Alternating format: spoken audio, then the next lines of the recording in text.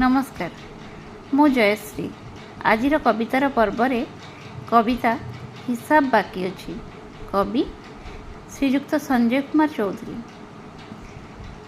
सबु युद्ध केबे कुरुक्षेत्रर मैदान रे हुएनी। शकुनी परी शैतान मुंडरू भी अनेक क्षेपणास्त्र गोपन रे आसे। तेणु युद्ध पई प्रस्तुत अछि प्रतिक्षणे प्रति मुहूर्त रे। शकुनीर कपट पशा खेल रे आज मु भी एक खेलाड़ी। सबुकिछि बाजी लगाइबाकु प्रस्तुत।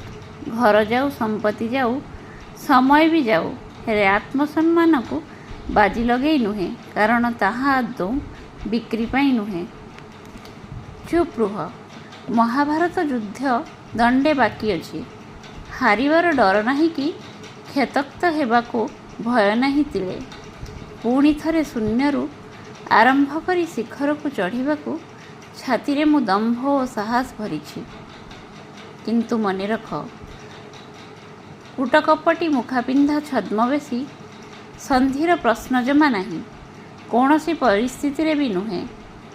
युद्ध क्षेत्ररू हटिबार प्रश्न भी उठुनी। पण मोर छलनाकारींक सह हाथ मिलैबिनी।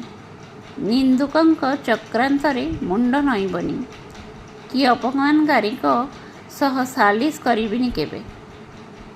आजी तुमे बंधु मोर हिताकांक्षी साजी बुझाई कहूच मते सुविधाबादर कथा।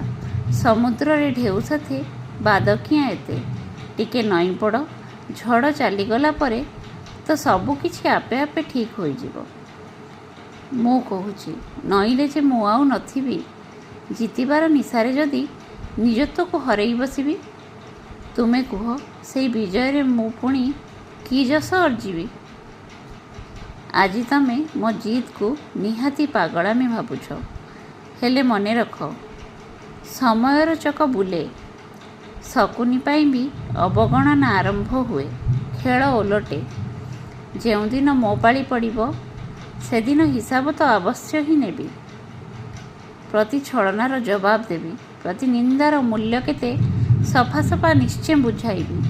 प्रति अपमानर सुधमूल फेरेइबी। तेणु जेते पारुछ द्वंद्व युद्ध आयोजन कर। हराइबाकू मते मो सह खेली चल। मने रख, महाभारत परा दंडे बाकी अछि। कड़ागंडा हिसाब भी हेबो। सेथिपाई खाता खोलिकी रखिछि। अपेक्षा कर। केवल से आकांक्षित समय को मु अपेक्षा करिछि।